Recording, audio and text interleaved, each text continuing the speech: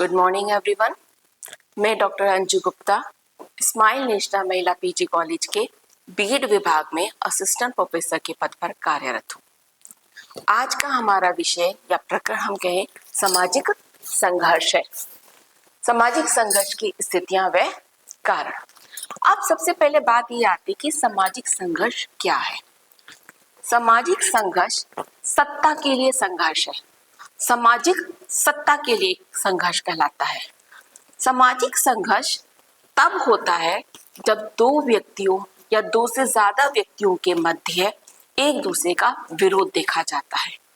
जब समाज में दो व्यक्ति या दो से ज्यादा व्यक्ति या समूह एक दूसरे का विरोध करते हैं और एक व्यक्ति दूसरे व्यक्ति को पीछे छोड़कर आगे बढ़ने की कोशिश करता है, या एक समूह दूसरे समूह से प्रतियोगी उन्मुख होकर लक्ष्य उन्मुख होकर आगे बढ़ता है और दूसरे को आगे बढ़ने से रोकता है, वहां सामाजिक संघर्ष खड़ा होता है। सामाजिक संघर्ष जो होता है वो लक्ष्य उन्मुख होता है और उसमें लक्ष्य को लेकर लक्ष्य की असंगतता और असामाजिक लक्ष्य को प्राप्त करने के लिए व्यक्ति अपनी सामाजिक सत्ता को बढ़ाता है और दूसरे व्यक्ति को उस लक्ष्य को प्राप्त करने के लिए रोकता है।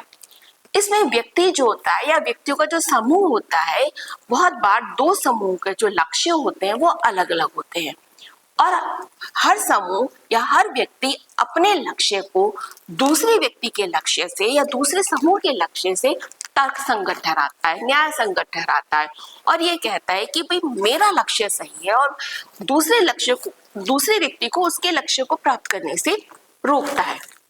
वहां संघर्ष की स्थिति खड़ी हो जाती है। या मूल रूप से हम ये कहें कि सब जो सामाजिक संघर्ष है वो व्यक्तिगत विवादों से लेकर सामाजिक आंदोलनों को जो बड़े पैमाने पर देखा जाता है सामाजिक संघर्ष के रूप में बदलने के लिए सत्ता, संसाधन और शक्ति के रोल को उजागर करता है। इसमें हम सामाजिक संरचना की भूमिका को भी देख सकते हैं। सामाजिक संरचना की भूमिका आर्थिक संरचना, सामाजिक संरचना, राजनीतिक संरचना में बेमेल वितरण को लेकर सामने आती है कि जब हमारी सामाजिक संरचना में संसाधनों को लेकर बेमेल वितरण होता है, शक्तियों को लेकर बेमेल वितरण होता है, या आर्थिक संरचना में संसाधनों को लेकर बेमेल वितरण होता है, राजनीतिक संरचना में बेमेल वितरण होता है, तो सामाजिक संघर्ष खड़ा हो जाता है। दूसरे शब्दों में हम ये कह सकते हैं कि दो व्यक्तियों, दो समूहों, दो गुटों या दो से ज्यादा समूह गुटों के मध्य विरोधी कार्य को लेकर, विरोधी हितों को लेकर, विरोधी लक्ष्य को लेकर जो तनाव उत्पन्न होता है, जो असहमति उत्पन्न होती है, जो विवाद उत्पन्न होता है, वो सामाजिक संघर्ष कहलाता है। अब आता है कि सामाजिक संघर्ष की विशेषताएं क्या है। सामाजिक संघर्ष की पहली विशेषता है कि सामाजिक संघर्ष एक सामाजिक घटना है। सामाजिक संघर्ष को सामाजिक घटना क्यों कहा जाता है? सामाजिक संघर्ष चूंकि सामाजिक परिस्थितियों में देखा जाता है। सामाजिक संघर्ष में दो या दो से ज्यादा व्यक्तियों या समूहों की उपस्थिति होती है और ये सामाजिक अंतःक्रिया के रूप में शामिल होता है, इसलिए ये सामाजिक घटना कहलाता है क्योंकि इसके अंदर जो भी होता है वो सामाजिक परिस्थितियों में होता है। दूसरा है कि सामाजिक संघर्ष लक्ष्य से संबंधित होता है, यानी कि सामाजिक संघर्ष में दो या दो से अधिक व्यक्ति, दो या दो से अधिक समूह, दो या दो से अधिक गुट या संप्रदाय के लोग अपने अपने लक्ष्यों के लिए दूसरे विपरीत विरोधी या प्रतिद्वंदी समूह से टकराते हैं और वो सामाजिक संघर्ष का रूप ले लेता है। तीसरा इसके अंदर इंपॉर्टेंट पॉइंट है कि सामाजिक संघर्ष का आधार प्रतिरोध है, यानी कि सामाजिक संघर्ष में विरोध की भावना पाई जाती है, प्रतिरोध की भावना पाई जाती है। सामाजिक संघर्ष का जो आधार है वो एक दूसरे का विरोध करना है, जैसे कि एक ग्रुप की सद्भावना के बदले शत्रुता मिलना, दुख मिलना, मित्रता के अपेक्षा शत्रुता की भावना मिलना, सहमति की जगह असहमति प्राप्त होना, न्याय की जगह अन्याय प्राप्त होना, यानी कि विरोध, टकराव। और जहां इस तरह का विरोध विपरीत परिस्थितियों में मिलता है वहां सामाजिक संघर्ष खड़ा हो जाता है। चौथी जो विशेषता है वो है सामाजिक संघर्ष में तनाव पाया जाता है। यानी कि सामाजिक संघर्ष अब तनाव के साथ आता है, असहमति के साथ आता है, विरोध के साथ आता है। जब किसी भी लक्ष्य को लेकर, किसी भी वस्तु या आवश्यकता को लेकर टकराव की स्थिति उत्पन्न होती है तो वो तनाव उत्पन्न करता है। ये तनाव मानसिक भी हो सकता है, शारीरिक भी हो सकता है, संवेगात्मक भी हो सकता है। तो ये तनाव संघर्ष खड़ा कर देता है। इस तनावों को हम विभिन्न रूपों में सामने देख सकते हैं। जातिगत संघर्ष के रूप में सामने देख सकते हैं, धार्मिक संघर्ष के रूप में सामने देख सकते हैं, नक्सलीय भेदभाव के रूप में सामने देख सकते हैं। जब इस तरह के भेदभाव संघर्ष सामने आते हैं तो एक सामाजिक संरचना में तनाव की स्थिति खड़ी हो जाती है, और जहां तनाव होता है वहां सामाजिक संघर्ष होता है। तो ये चार विशेषताएं थी सामाजिक संघर्ष की। कि सामाजिक संघर्ष एक सामाजिक घटना है, लक्ष्य से संबंधित है, विरोध की भावना पाई जाती है और तनाव पाया जाता है। अब आता है कि सामाजिक संघर्ष के प्रकार क्या है। सामाजिक संघर्ष मानव जाति की, मानवीय समाज का एक व्यापक पहलू है। यह व्यापक पहलू जो होता है वो तनाव के कारण, विवाद के कारण, असहमति के कारण समाज या समाज की संरचनाओं के अंतर्गत विभिन्न और विविध रूपों में सामने आता है। ये विविध रूप ही सामाजिक संघर्ष के विभिन्न प्रकार के रूप में सामने आते हैं। इसमें सबसे पहला जो इसका प्रकार है वह अंतर व्यक्तिगत संघर्ष। अब अंतर व्यक्तिगत संघर्ष क्या है? अंतर व्यक्तिगत संघर्ष दो व्यक्तियों के मध्य आपस में संघर्ष होता है, घटित होता है। दो व्यक्तियों के व्यक्तिगत मूल्य या उनके व्यक्तिगत संचार शैली को लेकर, प्रतिस्पर्धा की भावना को लेकर, व्यक्तिगत गुण को लेकर घटित होता है। ये कहीं भी देखा जा सकता है। आप इसको पारिवारिक मतभेद के रूप में देख सकते हैं, आप इसको मित्रता के बीच में शत्रुता के रूप में देख सकते हैं, आप इसको कार्यस्थल पर भी देख सकते हैं। लेकिन ये जो रोजमर्रा के जो छोटे छोटे विवाद हैं, जो व्यक्तिगत विवाद है, व्यक्तिगत संघर्ष है, ये बड़ा रूप ले लेते हैं। क्यों? जब गलतफहमी खड़ी होती है, गलत संचार होता है, या व्यक्तिगत अपेक्षाएं बहुत ज्यादा बढ़ जाती हैं दूसरे व्यक्ति की अपेक्षा के मुकाबले में, तो टकराव की स्थिति सामाजिक संघर्ष में बदल जाती है। अब आता है दूसरा संघर्ष, संगठनात्मक संघर्ष। संगठनात्मक संघर्ष होता है वो संरचनाओं के अंतर्गत घटित होता है। संरचनाएं कौन सी? शैक्षिक संरचना, आपकी सामाजिक संरचना, कार्यस्थल की संरचना, या कोई संगठित संगठन की संरचना के अंतर्गत घटित होता है। इनके घटित होने का कारण लक्ष्य भी हो सकता है, संगठन के अंदर शीर्ष नेतृत्व की प्राप्ति के लिए होड़ भी हो सकती है, संगठन के मूल्य भी हो सकते हैं, संगठन की संस्कृति भी हो सकती है। ये बहुत सारी चीजें होती हैं संगठन के अंदर जो संगठन के अंदर संघर्ष को उत्पन्न कर देती हैं। इनको भी कई रूपों में देखा जा सकता है।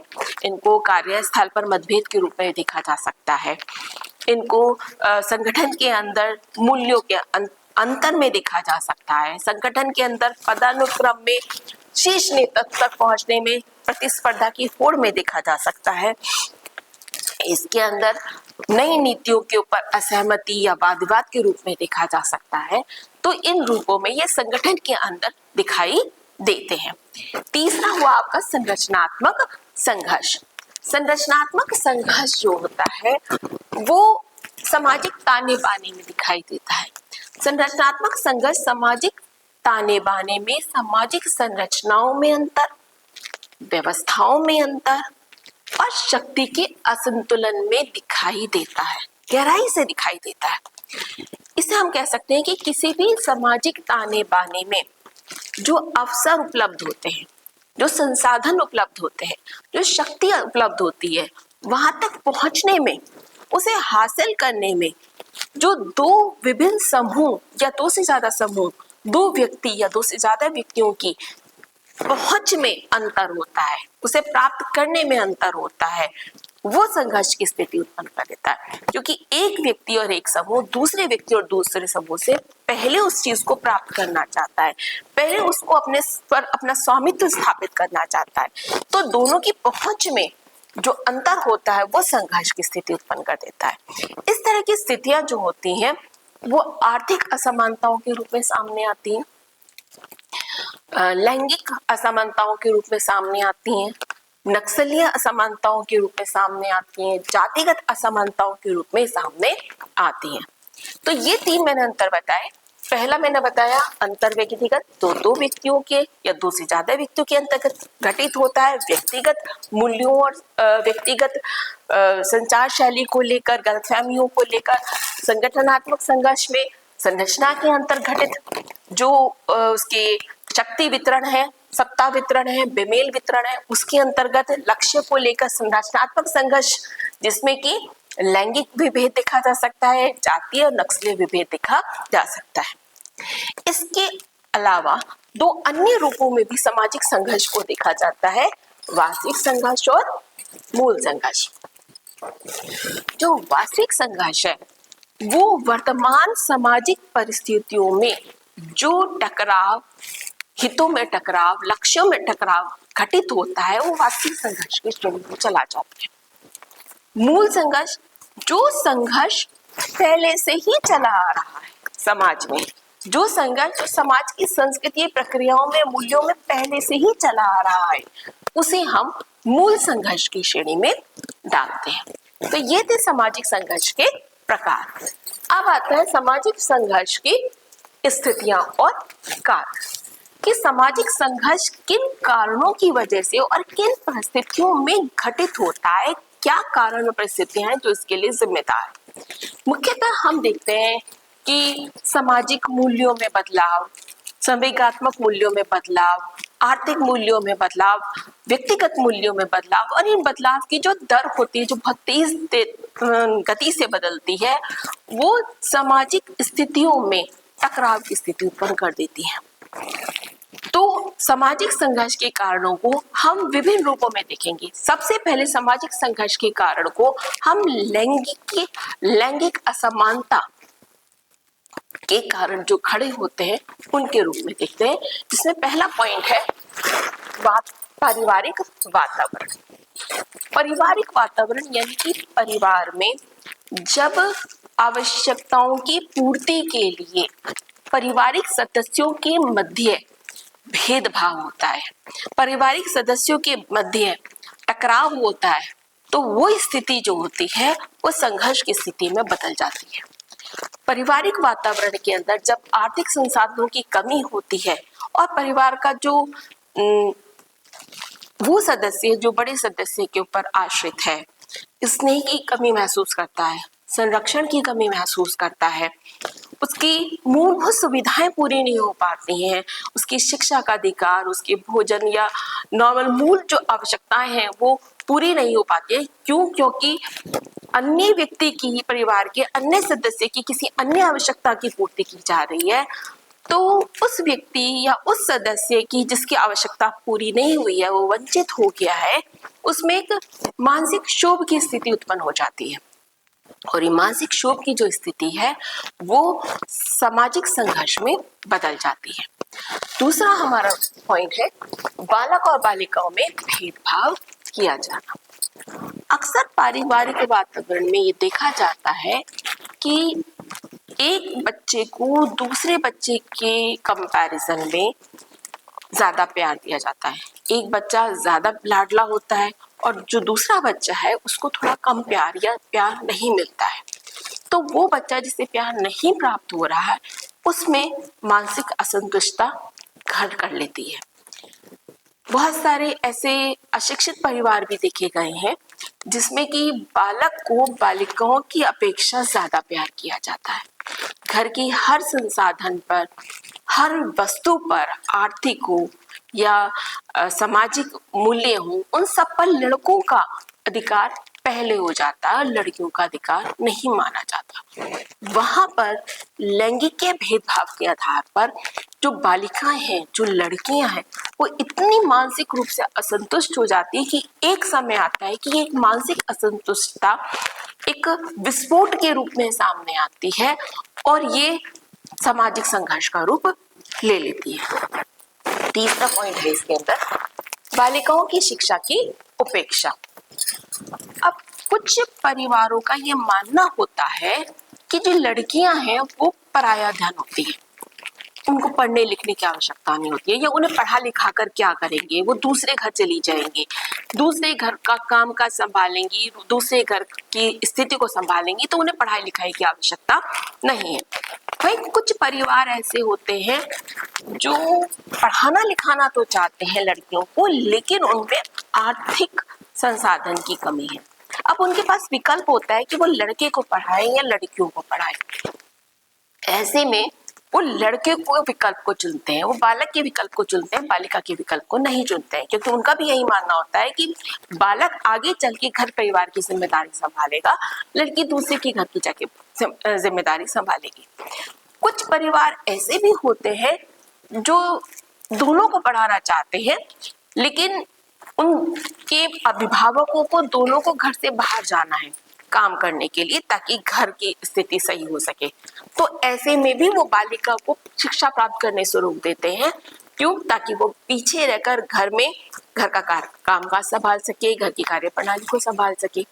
इन तीनों ही परिस्थितियों में लड़की जो होती है वो शिक्षा से वंचित हो जाती है, और यही वंचन जो होता है वो उसका सामाजिक विकास नहीं होने देता, उसका शैक्षिक विकास नहीं होने देता, उसके व्यक्तित्व का विकास नहीं होने देता, और जो बाद में सामाजिक संघर्ष का रूप धारण कर लेता है। अगला पॉइंट हमारा, बालिकाओं की अपेक्षा बालक को श्रेष्ठ समझना। अब इस लैंगिक विभेद में हमारा विद्यालय भी पीछे नहीं है।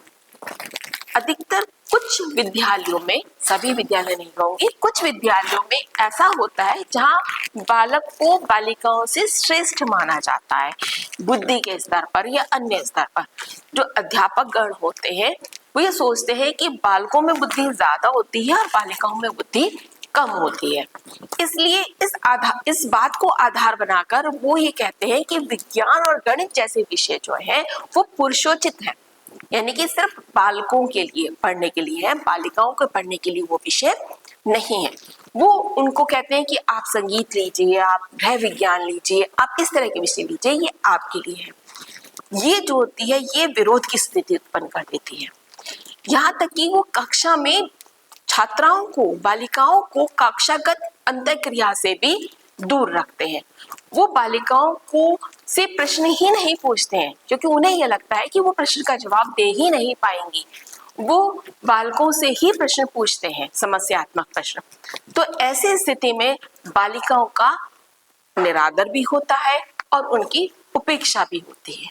ये चीज उनको महसूस होती है और वो अवरोध उत्पन्न करती है और वो विरोध उत्पन्न करती है और वो अपना विरोध समाज में जाहिर करती हैं। नेक्स्ट पॉइंट है बाहरी संसार में से संपर्क पर पाबंदी। कुछ परिवार ऐसे होते हैं जहाँ पे महिलाओं को, लड़कियों को घर से बाहर निकलने का अवसर नहीं मिलता। वो बाहर किसी से ज्यादा मेलजोल नहीं रख पाती हैं, बाहरी दुनिया से अलग थलग पड़ जाती हैं और अपने घर के ही कामों में व्यस्त रहती हैं। पर कुछ परिवार ऐसे होते हैं जहाँ पर लड़कियां बाहर निकलने से डरती हैं, भय लगता है, बाहर किसी से बातचीत करने में डरती हैं और उनका सामाजिक विकास नहीं हो पाता। कुछ परिवार ऐसे होते हैं जहाँ पे लड़कियों के ऊपर पाबंदी लगा दी जाती है कि उन्हें बाहर नहीं निकलना, उन्हें किसी से बातचीत नहीं करनी, किसी से संपर्क नहीं रखना। ऐसे में वो उनके व्यक्तित्व का विकास नहीं हो रहा है, उनका सामाजिक विकास नहीं हो रहा है और वो कुंठित हो जाती है, और यही कुंठा आगे जाके संघर्ष को उत्पन्न कर देती है। नेक्स्ट पॉइंट है आपका, बालिकाओं को हीनता युक्त शब्दों से संबोधित करना। कुछ परिवारों में ये देखा गया है कि जो लड़के हैं या परिवार के जो पुरुष हैं वो स्त्रियों से, महिलाओं से, बालिकाओं से अति हीन व्यवहार करते हैं, उनके साथ अभद्र भाषा का प्रयोग करते हैं, उनको अपने से नीचा मानते हैं, द्वितीय श्रेणी का मानते हैं। अब जो परिवार के छोटे बच्चे होते हैं, लड़के होते हैं, वो अपने से बड़े लोगों का अनुकरण करते हैं और वो भी धीरे धीरे इसी व्यवहार को सीख लेते हैं। वो भी अपनी बहनों के साथ या धीरे धीरे घर के बाहर अन्य लड़कियों के साथ इसी तरह का व्यवहार शुरू कर देते हैं, हीनता का व्यवहार शुरू कर देते हैं, अभद्र भाषा का व्यवहार शुरू कर देते हैं, अमर्यादित व्यवहार शुरू कर देते हैं।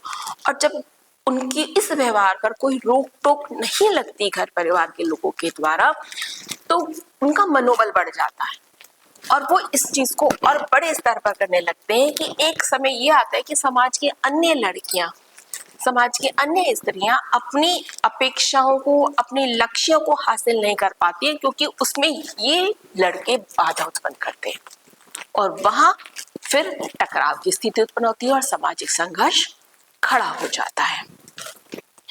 अगला पॉइंट है स्त्रियों को निर्णय लेने की स्वतंत्रता ना देना। कुछ परिवार ऐसे होते हैं जहां पर चाहे छोटे से छोटा मुद्दा है या बड़े से बड़ा मुद्दा है, वहां पर घर के जो बुजुर्ग होते हैं, पिता है, चाचा है, ताऊ है, मामा है, भाई है, ये सब मिलके ही निर्णय ले लेते हैं हर मुद्दे पर, हर समस्या पर, और वो स्त्रियों की राय लेना तक भी उचित नहीं समझते। और अगर उन्हें जो निर्णय लेना है वो स्त्रियों के संबंध में ही लेना है, बालिकाओं के ही संबंध में लेना है, तो भी वो उनकी रुचि क्या है, अरुचि क्या है, वो क्या चाहती हैं, उसके बारे में जानने की भी कोशिश नहीं करते। उनके ऊपर अपने निर्णय को लाद देते हैं। और जब किसी महिला के ऊपर, बालिका के ऊपर, स्त्री के ऊपर ये इस तरह के ऊपर से निर्णय लादे जाते हैं जो उनकी रुचि के विरोध में होते हैं, तो वो धीरे धीरे आगे चलकर विकराल रूप ले लेते हैं, एक विकराल विरोध और संघर्ष का रूप ले लेते हैं और ये सामाजिक संघर्ष बन जाता है। अगला पॉइंट है व्यक्तिगत विभेद, यानी कि व्यक्तिगत असमानता है। जब दो व्यक्तियों का व्यवहार, एजेंट ए, एजेंट बी, दो व्यक्तियों के व्यवहार में, उनकी सोचने, उनके विचारों में, उनकी पर्सपेक्शंस में, उनकी फीलिंग्स को लेकर, उनकी विल्स को लेकर विरोध उत्पन्न हो जाता है, उनकी दृष्टिकोण को लेकर, उनकी अभिव्यक्ति को लेकर, उनकी अभिरुचि को लेकर टकराव होता है, तो व्यक्तिगत विभेद उत्पन्न हो जाता है। एक व्यक्ति दूसरे व्यक्ति को समझने के लिए तैयार नहीं होता। हर व्यक्ति दूसरे व्यक्ति से अपनी आकांक्षाओं को, अपनी अपेक्षाओं को बेहतर समझता है और ये टकराव जो होता है वो सामाजिक संघर्ष की स्थिति उत्पन्न कर देता है। नेक्स्ट आता है सांस्कृतिक विभिन्नता। संस्कृति जो होती है वो सामाजिक मूल्यों का आधार होती है, किसी व्यक्ति के जीवन के मूल्यों का आधार होती है। अब समाज में विभिन्न संस्कृतियां होती हैं और विभिन्न समूहों की संस्कृतियां एक दूसरे से टकराती हैं। हर एक व्यक्ति जो एक संस्कृति से जुड़ा हुआ है, वो दूसरे व्यक्ति जो दूसरी संस्कृति से जुड़ा हुआ है, या एक समूह दूसरे समूह से अपनी संस्कृति को बेहतर साबित करने की होड़ में लगे रहते हैं, जहाँ टकराव की स्थिति उत्पन्न हो जाती है। इसी चीज को हम धार्मिक रूप में भी देख सकते हैं कि एक धार्मिक संप्रदाय का व्यक्ति दूसरे धार्मिक संप्रदाय के व्यक्ति से अपने धर्मीय संप्रदाय की भावना को दूसरे धर्म के संप्रदाय की भावना से बेहतर और उचित साबित करता है। उन दोनों के लक्ष्य, उन दोनों की अपेक्षाएं, उन दोनों के मूल्य आपस में टकराते हैं, जो संघर्ष की स्थिति उत्पन्न कर देता है। अब हम सामाजिक असमानताओं के कारण को देखते हैं, हितों का टकराव। कि समाज में दो समूह के बीच में हितों का टकराव, जैसे कि उदाहरण के लिए हम देखते हैं कि एक आर्थिक रूप में कर्मचारी वर्ग है, वो बढ़ती हुई महंगाई के कारण कहता है कि भाई मेरी मजदूरी बढ़नी चाहिए, महंगाई बढ़ रही है, मेरी मजदूरी बढ़े ताकि मेरे परिवार का पालन पोषण सही से हो। उसी तरफ दूसरा वर्ग है प्रबंधन वर्ग, वो कहते हैं कि प्रतिस्पर्धा बहुत बढ़ गई है, प्रतियोगिता बहुत बढ़ गई है और मुझे घाटे को कम करना है, तो मुझे मजदूरी कम करनी है। तो दोनों के ही हितों में टकराव आ गया। तो इन दोनों के हितों में टकराव की वजह से क्या हो गया, संघर्ष खड़ा हो जाता है। नेक्स्ट पॉइंट है सामाजिक परिवर्तन। सामाजिक परिवर्तन भी अपनी पूरी भूमिका निभाता है सामाजिक संघर्ष में। जब समाज के एक ग्रुप में परिवर्तन आता है तो धीरे धीरे दूसरे ग्रुप में भी परिवर्तन आता है, दूसरे समूह में भी परिवर्तन आता है, और इन परिवर्तनों की गति में जब अंतर होता है तो एक सांस्कृतिक अंतराल खड़ा हो जाता है, जिसको हम युवा और प्रौढ़ पीढ़ी के संघर्ष के रूप में देख सकते हैं। प्रौढ़ ये सोचता है कि युवा जो भी काम करे मेरे से पूछ के करे, अनुशासन में रहे और हमारे मूल्यों को ध्यान में रखे, उन हमारी संस्कृतियों का, परंपराओं का पालन करे। और दूसरी तरफ जो युवा है वो बदलाव की, आधुनिकता की तरफ जाता है, नई संस्कृति की तरफ जाता है, तो दोनों में टकराव की स्थिति उत्पन्न हो जाती है और सामाजिक संघर्ष होता है। निराशा, निराशा यानी कि जब व्यक्ति या व्यक्तियों का समूह किसी लक्ष्य को प्राप्त करने की पूरी कोशिश करता है लेकिन दूसरा समूह उसको रोक देता है तो निराशा उत्पन्न होती है। यही निराशा उनमें तनाव भर देती है और वो टकरा जाते हैं और मानसिक संघर्ष हो जाता है। नेक्स्ट पॉइंट है प्रतियोगिता। हमारी सामाजिक व्यवस्था में अवसर, शक्ति, आर्थिक संसाधन, सामाजिक संसाधन, राजनीतिक संसाधन कम है। इनकी कमी के कारण जनसंख्या में प्रतिस्पर्धा और प्रतियोगिता बहुत ज्यादा है, और प्रतिस्पर्धा प्रतियोगिता अपने आप में एक सामाजिक संघर्ष है, एक दूसरे से टकराव है। नेक्स्ट पॉइंट है संरचनात्मक असमानता। संरचनात्मक असमानता सामाजिक संरचना के अंदर देखी जाती है। हमारी सामाजिक संरचना में 3 वर्ग हैं, उच्च, मध्यम और निम्न। इन तीनों वर्गों के हित अलग है, तीनों वर्गों के मूल्य अलग है, तीनों वर्गों के लक्ष्य अलग है। ये शक्ति को भी लेकर होते हैं, ये संपन्नता को लेकर भी होते हैं, ये संसाधनों को भी लेकर होते हैं, और ये तीनों वर्गों के जब हित, लक्ष्य आपस में टकराते हैं तो ये सामाजिक संघर्ष का रूप लेते हैं। Next and the last point है इसके अंदर आर्थिक असमानता। आर्थिक असमानता यानी कि पूंजीपति वर्ग है, एक मजदूर वर्ग है, या एक गरीब तबका है या एक अमीर तबका है। इन दोनों के मूल्य और हित भी अलग अलग है। जैसे कि हम यहाँ देख सकते हैं कि इन दोनों के मूल्य और हित को मुख्य रूप से आवश्यकता, रुचि और पद के आधार पर देखा जाता है। जो पीसेंट ग्रुप है, जो मजदूर वर्ग है, वो न्याय चाहता है, जमीन चाहता है, जबकि जो बॉस है, जो लैंडलॉर्ड है, वो ज्यादा संपत्ति का अधिपत्य चाहता है।